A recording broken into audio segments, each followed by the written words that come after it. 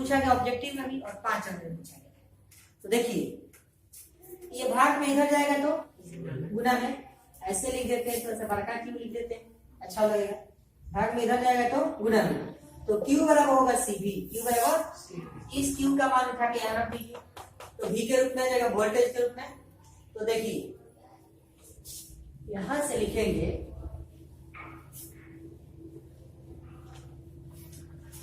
यहां से लिखेगा तो लिखेंगे इसीलिए U बराबर स्थिति ऊर्जा बराबर क्यू स्क्वायर के जगह लिखेंगे सीवी का होल स्क्वायर और बटा में 2c, ये ना होगा। अब लिखेंगे U बराबर ये सी स्क्वायर वी स्क्वायर और बटा में लिखेंगे 2c, ये को सी से सी कटेगा।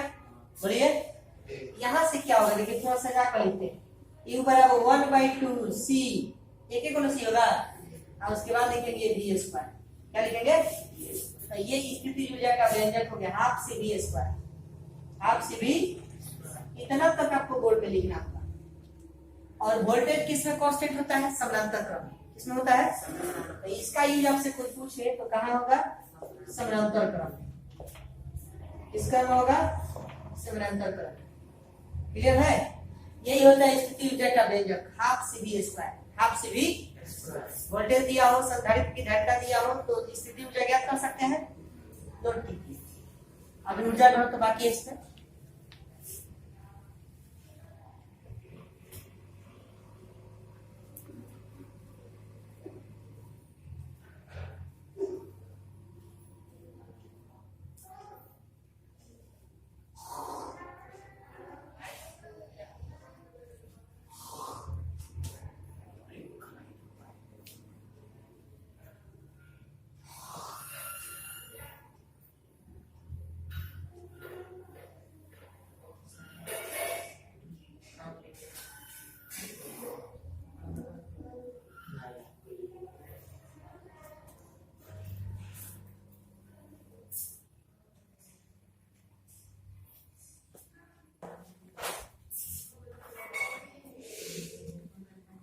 चलिए इसको लिख चुके हैं कि स्थिति ऊर्जा का व्यंजक होता है हाफ सी वी स्क्वायर।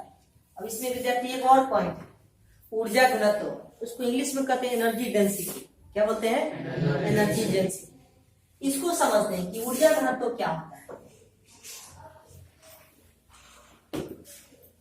ऊर्जा घनत्व जो है, समझिए इसको, ऊर्जा घनत्व, ऊर्जा घनत्व बराबर होता है, इसको ई से सूचित करते हैं, किससे, ई से। ई बराबर होता है स्थितिज ऊर्जा बटा में आयतन, बटा में आयतन, मतलब प्रति एकांक आयतन, प्रति एकांक उपस्थित स्थितिज ऊर्जा को, उपस्थित स्थिति ऊर्जा को ऊर्जा घनत्व कहते हैं। इसको ई से सूचित किया जाता है। कोई अन्य नाम भी दिया जा सकता है, कोई अन्य नाम भी दिया जा सकता है, या सिंपली ऐसे ही ऊर्जा घनत्व लिखिए कि ऊर्जा घनत्व बराबर स्थितिज ऊर्जा बटा आयतन, स्थितिज ऊर्जा बटा आयतन। इसका मतलब अगर हम U बटा आयतन को V से, आयतन को अगर U बटा V का मान ज्ञात कर दे तो हम लोगों को ऊर्जा घनत्व का मान प्राप्त हो जाएगा। तो देखिए कैसे प्राप्त करेंगे, यहां से हम लिखते हैं ऊर्जा घनत्व बराबर, इसीलिए ऊर्जा घनत्व बराबर U बराबर यहां देखिए मिला है, कितना है, half C V square, half C V square. आयतन बराबर होता है क्षेत्रफल गुने ऊंचाई, क्षेत्रफल गुने ऊंचाई, या क्षेत्रफल गुने दूरी, क्षेत्रफल गुने दूरी। ऊंचाई एक प्रकार की दूरी है, ऊंचाई एक प्रकार लिख सकते हैं। चलिए अब ध्यान दीजिएगा, थोड़ा सा कंसंट्रेट होकर देखेंगे। हम जानते हैं कि चूंकि E बराबर होता है V बाई डी, E बराबर क्या होता है, V बटा डी, E बराबर माइनस डीवी बटा डी है, माइनस डीवी बटा सिद्ध कराए थे, वीडियो देखे होंगे तो याद रखिएगा। E बराबर V बटा डी होता है, V बटा आर, डी हटा दी, तो v बटा r होगा, इसका मतलब v बटा r की जगह d, क्योंकि दोनों प्लेट के बीच का डिस्टेंस कितना था, d था, r नहीं ऊपर d था, इसीलिए d लिए। अब ये वाला भाग में इधर जाएगा गुना में, इसीलिए लिखेंगे v बराबर e इंटू डी, ए इंटू, हम जानते हैं भी कि चूंकि e बराबर होता है एप्सिलॉन नॉट इंटू ए, एप्सिलॉन नॉट इंटू में ए और बटा में कितना d, ये v बराबर सूत्र होता है, या v बराबर ऐसे ही लिखे रहता है, लिखिए v बराबर ed हो जाएगा, v बराबर क्या हो जाएगा, इस v का मान यहाँ पुट कीजिए, v का मान पुट करेंगे, देखिए क्या होगा। अब लिखेंगे ऊर्जा घनत्व बराबर half C, half C, into में लिखेंगे ये ed का होल स्क्वायर, ed का, और बटा में लिखेंगे क्षेत्रफल को a से, क्षेत्रफल को दूरी के लिए d, दूरी के लिए ऐसा लिख सकते हैं। अब थोड़ा सा ध्यान दीजिए, तो समझिएगा c बराबर धारिता, c बराबर हम जानते हैं कि क्योंकि समांतर पट संधारित्र की धारिता c बराबर होता है epsilon naught into epsilon r into a, बटा में कितना d होता है, बटा में कितना होता है epsilon naught into epsilon r into a बटा d होता है। समझ रहा है? अगर हम इसको नहीं लिखे, अपेक्षिक विद्युतशीलता नहीं है, केवल निर्वात की विद्युतशीलता है, इसकी विद्युतशीलता epsilon naught into a by d हो जाएगा, epsilon naught into a by d हो जाएगा। इस c का मान उठा के यहाँ रखते हैं, इस c का मान उठा के यहाँ पर रख देंगे। क्लियर है इतना? इतना लिखिए फिर बताते हैं।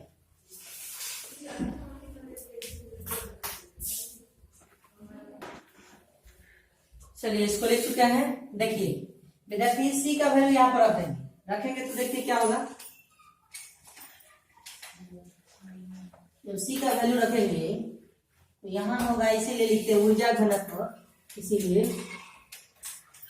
ऊर्जा घनत्व हाफ c के जगह पर लिखेंगे एप्सिलॉन नॉट इंटू a और बटा में कितना d, और इस ये हो जाएगा e स्क्वायर, विद्युत क्षेत्र की तीव्रता है।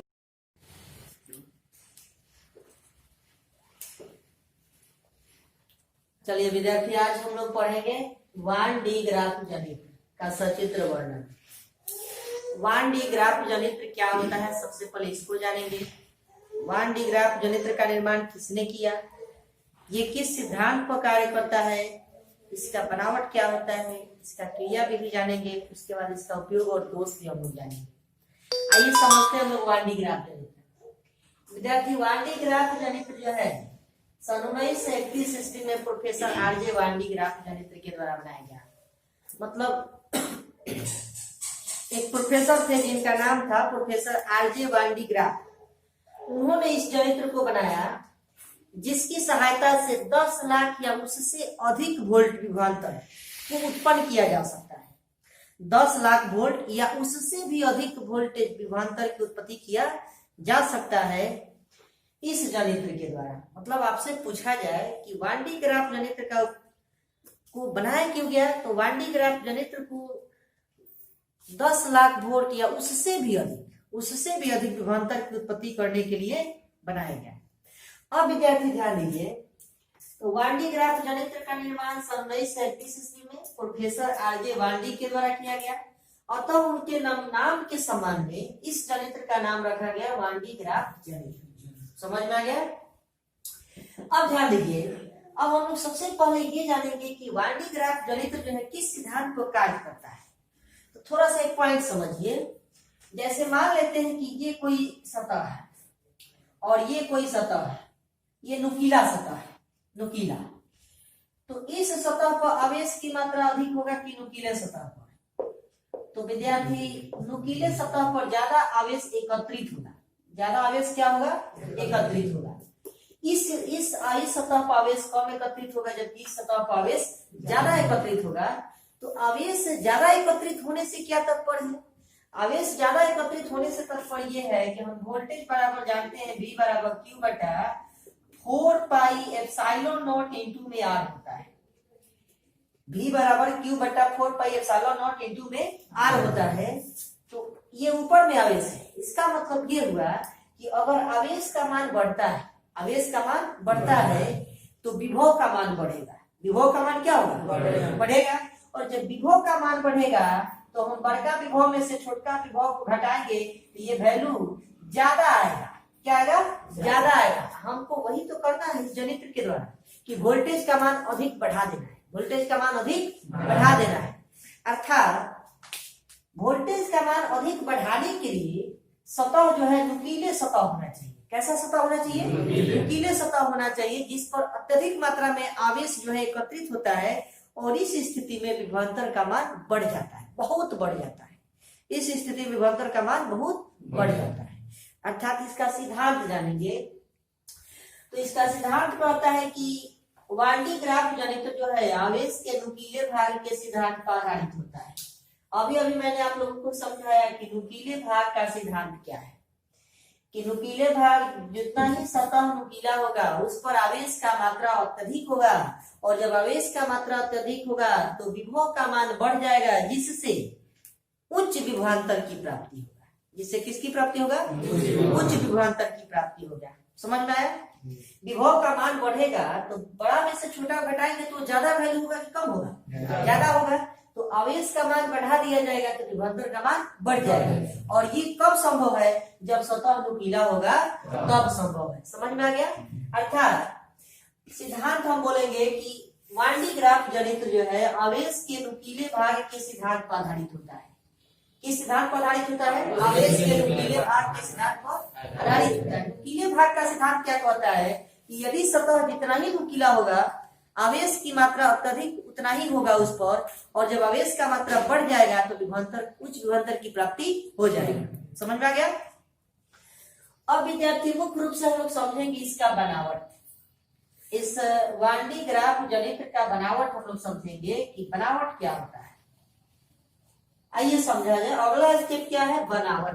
बनावट समझेंगे तो देखिए फिगर ऐसे आपके पास आपके सामने बनाया गया है, इसको हम लोगों को समझ लेना है ये क्या होता है। कहता है कि वान डी ग्राफ जनित्र में ध्यान दीजिएगा कि हम पहले कौन सा स्टेप शुरू कर रहे हैं, कैसे कैसे स्टेप वाइज हम आ रहे हैं। फिगर में जो बनाएंगे उसको बोलना है, लेकिन सजाएंगे कैसे भाषा को वो ध्यान देना है। देखिए वान डी ग्राफ जनित्र में एक धातु का खोखला गोला एस होता है। धातु का खोखला गोला एस होता है, जिसको किसी स्टैंड के जरिए व्यवस्थित किया गया होता है। जिसको किसी स्टैंड के जरिए व्यवस्थित किया गया होता है। समझ में आया? इस खोखले गोले एस के अंदर से और स्टैंड के जरिए अंदर से होते हुए दो घिरनी C1 और C2 को एक विद्युत रोधी पदार्थ के बेल्ट की सहायता से कसा गया होता है। क्या किया गया होता है? कसा गया होता है। समझ में आया? अब विद्यार्थी कहता है कि C1 घिरनी के सामने एक फुहार कंघी को बैटरी के धन विभव पर जोड़ा गया होता है। इस बड़े वाले टर्मिनल इसको कहते हैं धन टर्मिनल, इसको कहते हैं ऋण टर्मिनल, और सेलों के समूहन है। ये सेलों का क्या है? समूहन है। तो इसको क्या कहेंगे? बैटरी। सेलों के समूहन को क्या कहेंगे? बैटरी। अर्थात C1 घिरनी के सामने एक फुहार कंघी को बैटरी के धन विभव के साथ जोड़ा गया होता है। जिससे कि फुहार कंघी के द्वारा C1 घिरनी को आवेश प्रदान किया जा सके। क्या प्रदान किया जा सके? आवेश प्रदान किया जा सके। समझ में आ गया? अब विद्यार्थी समझिए।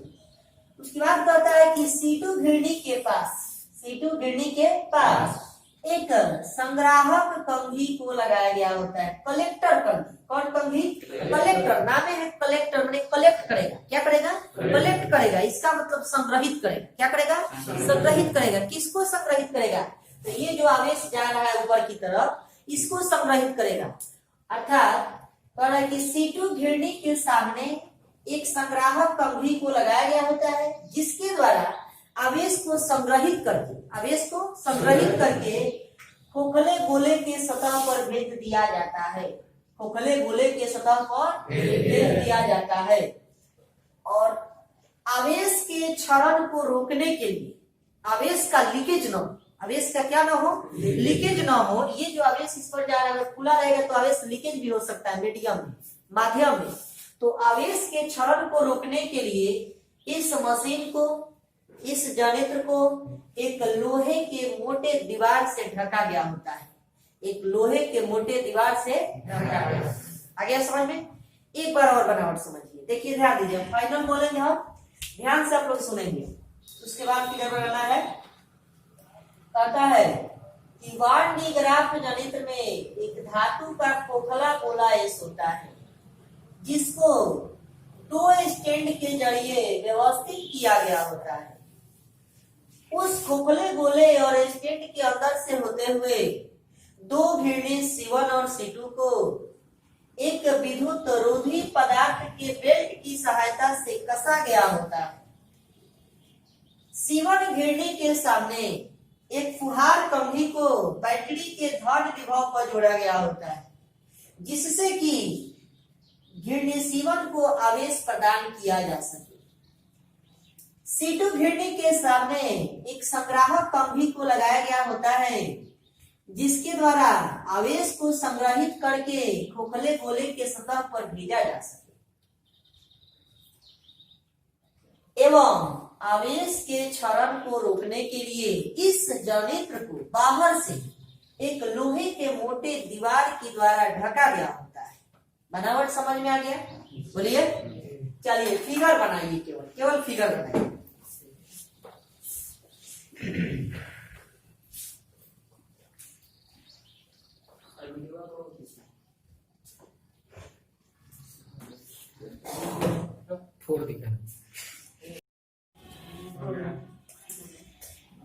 चलिए विद्यार्थी, आप लोग इसको बना चुके हैं ना? हेडिंग कीजिए बनावट, बनावट लिखकर डैश दीजिए। बनावट लिखते हैं हम लोग, या सबसे पहले एक काम कीजिए, थोड़ा उसके बारे में लिखिए, पहले उसके बारे में लिखिए, वान डी ग्राफ जनयंत्र के बारे में लिखिए। वान डी ग्राफ जनयंत्र का निर्माण, वान डी ग्राफ जनयंत्र का निर्माण, वान डी ग्राफ जनयंत्र का निर्माण सन 1931 ईस्वी में, सन 1931 ईस्वी में, सन 1931 ईस्वी में प्रोफेसर R.J.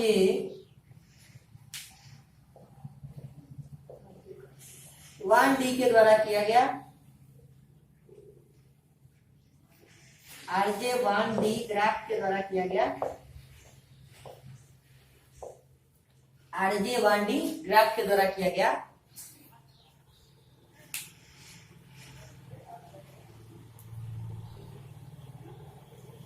जिसकी सहायता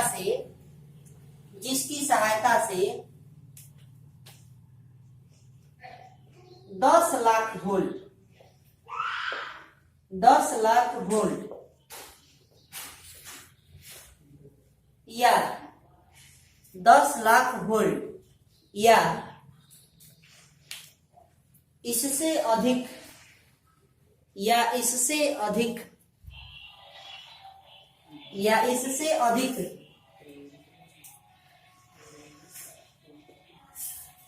या इससे अधिक विभवांतर, इससे अधिक विभवांतर की प्राप्ति किया जाता है। इससे अधिक विभवांतर की प्राप्ति किया जाता है।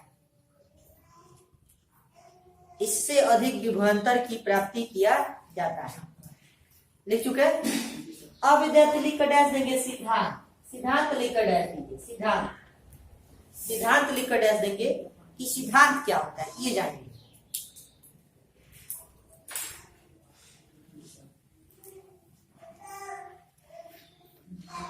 लिख चुके हैं? लिखिए, वान डी ग्राफ जनयंत्र, वान डी ग्राफ जनयंत्र, वान डी ग्राफ जनयंत्र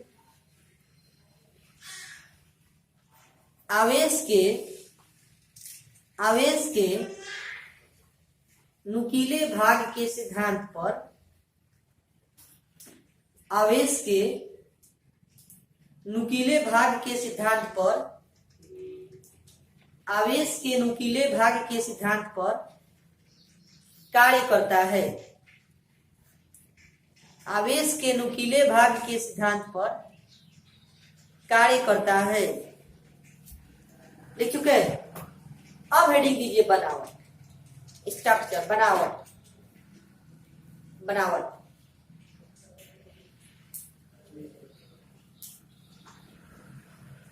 हेडिंग दे चुके? बोले, लिखिए। 1D ग्राफ जनित्र में 1D ग्राफ जनित्र में 1D ग्राफ जनित्र में एक धातु का खोखला गोला एक धातु का खोखला गोला S होता है। एक धातु का खोखला गोला S होता है।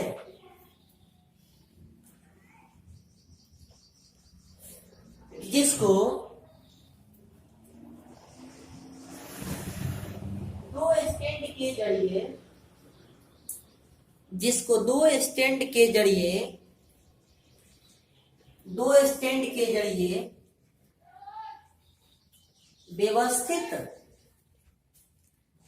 दो स्टैंड के जरिए व्यवस्थित किया जाता है।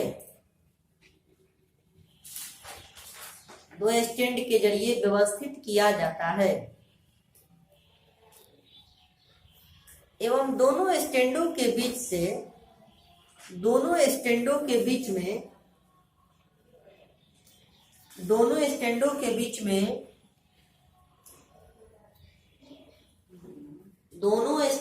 बीच में दो घेरने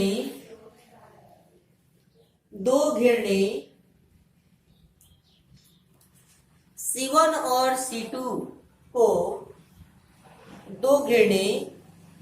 और C2 को एक विद्युत रोधी पदार्थ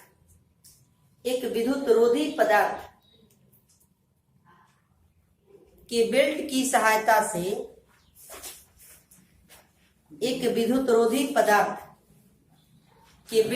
सहायता से कसा गया होता है। एक विद्युत रोधी पदार्थ के बेल्ट की सहायता से कसा गया होता है। लिख चुके? उसके बाद लिखे विद्यार्थी, C1 घेरने के पास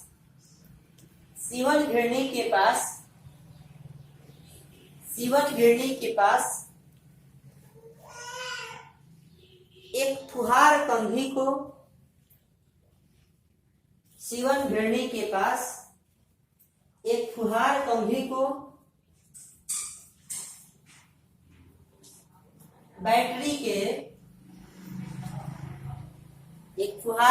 को बैटरी के धन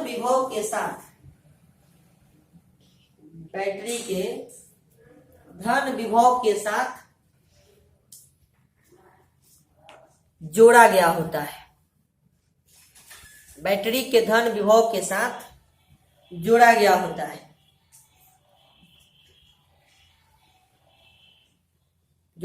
लिख चुके हैं? उसके बाद लिखिए, C2 घेरने के पास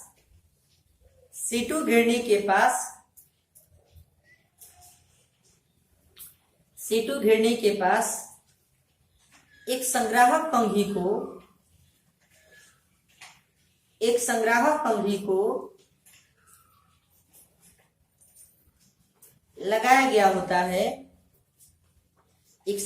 कंघी को लगाया गया होता है।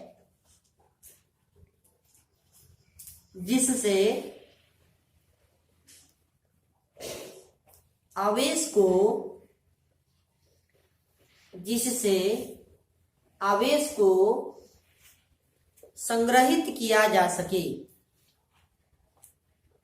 जिससे आवेश को संग्रहित किया जा सके, आवेश को संग्रहित किया जा सके। उसके बाद देखिए, आवेश के क्षरण को रोकने के लिए, इस पर देखिए, आवेश के क्षरण को रोकने के लिए, आवेश के क्षरण को रोकने के लिए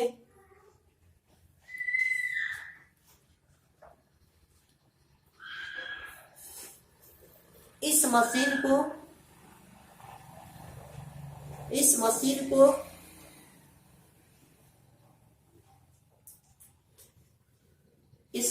को लोहे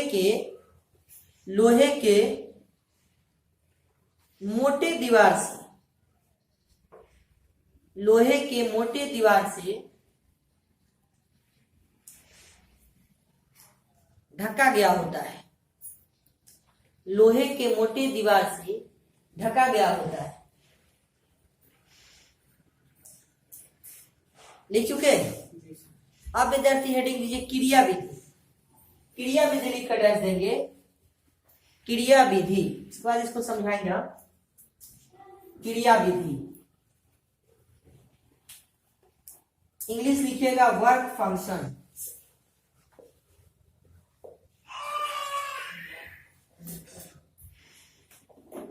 वर्क फंक्शन,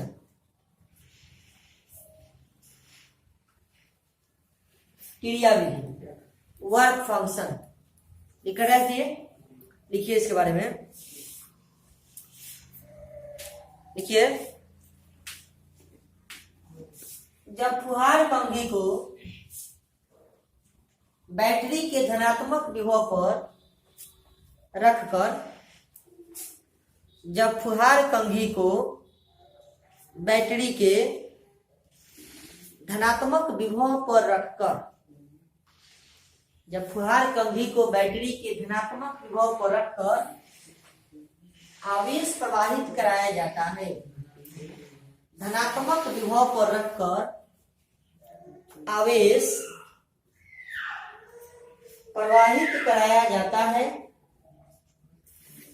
धनात्मक विभव पर रखकर आवेश प्रवाहित कराया जाता है, आवेश प्रवाहित कराया जाता है, तो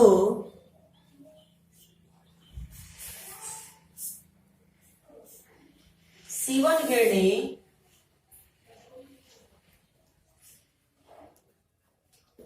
घड़ी के दिशा में, सीवन किरणें घड़ी के दिशा में घूमने लगता है। सीवन किरणें घड़ी के दिशा में घूमने लगता है और आवेश विद्युत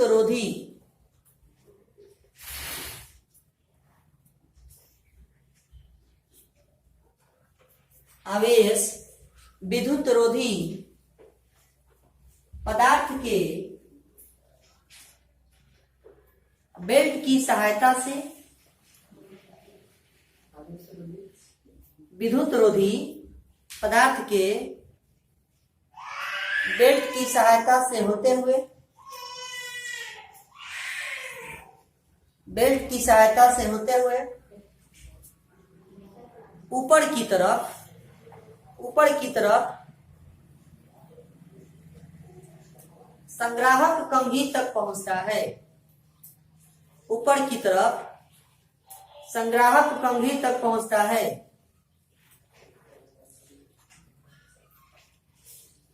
जिसे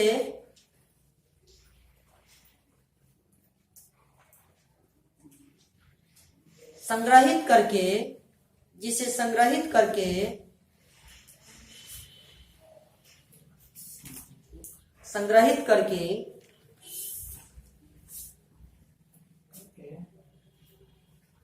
खोखले गोले के ऊपरी सतह पर खोखले गोले के ऊपरी सतह पर भेज दिया जाता है। खोखले गोले के ऊपरी सतह पर भेज दिया जाता है। भेज दिया जाता है और यह प्रक्रिया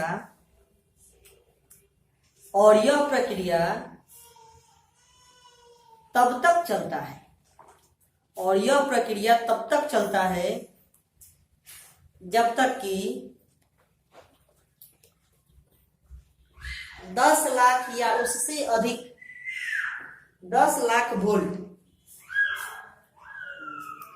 या 10 लाख वोल्ट या उससे अधिक विभवांतर की प्राप्ति नहीं हो जाता। या उससे अधिक विभवांतर की प्राप्ति नहीं हो जाता। या उससे अधिक विभवांतर की प्राप्ति नहीं हो जाता।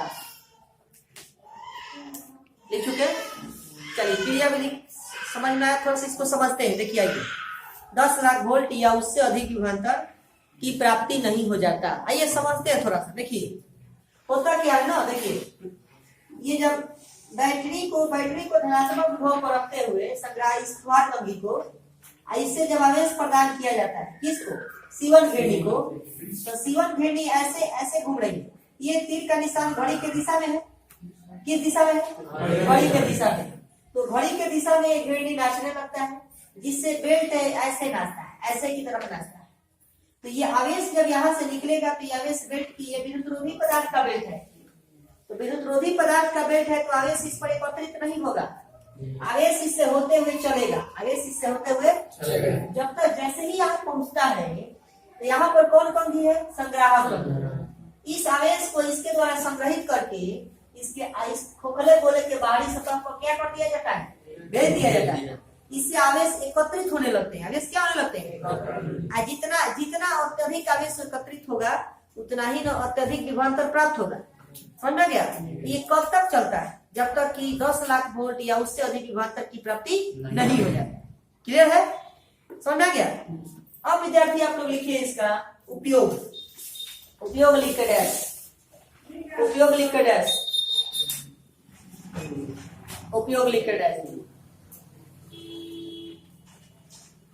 पहला नंबर उपयोग लिखिए। पहला नंबर, प्रोटॉनों एवं न्यूट्रॉनों को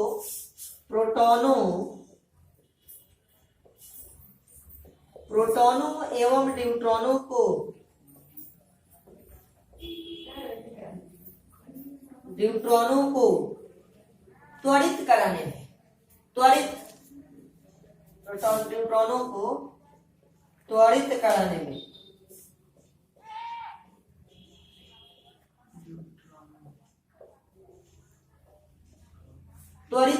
में प्रोटॉनों और न्यूट्रॉनों को त्वरित कराने में। दूसरा नंबर लिखिए, उच्च विभवांतर की प्राप्ति करने में।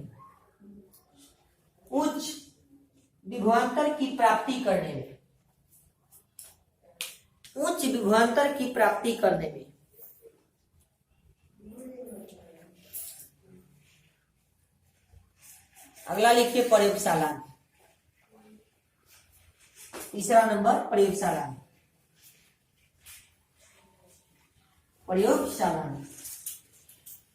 लिख चुके? प्रयोगशाला में दोष लिखकर डैश दीजिए। डिमेरिट दोष लिखकर डैश दीजिए।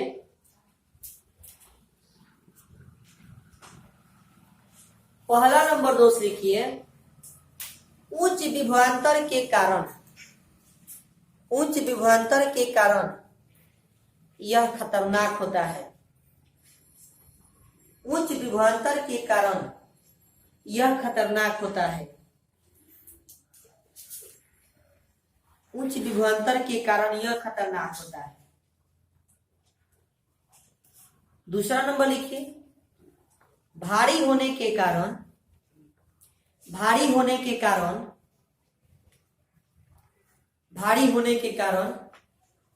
इसे भारी होने के कारण इसे एक जगह से दूसरे जगह तक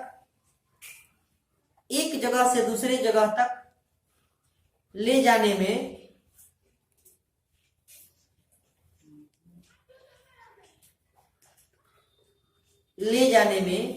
असुविधा होता है। एक जगह से दूसरे जगह तक ले जाने में असुविधा होता है। ले चुके? ये था वान डी ग्राफ जनित। ये समझ में आ गया? ये लास्ट टॉपिक था वान डी ग्राफ जनित इलेक्ट्रोस्टैट का। अगर इसके अलावा भी आपको लगता है कि कोई टॉपिक छूटा है तो आप लोग मेंशन करेंगे, हम उसको डिस्कस करेंगे। ठीक है? इतना समझ में आ गया? असुविधा होता है।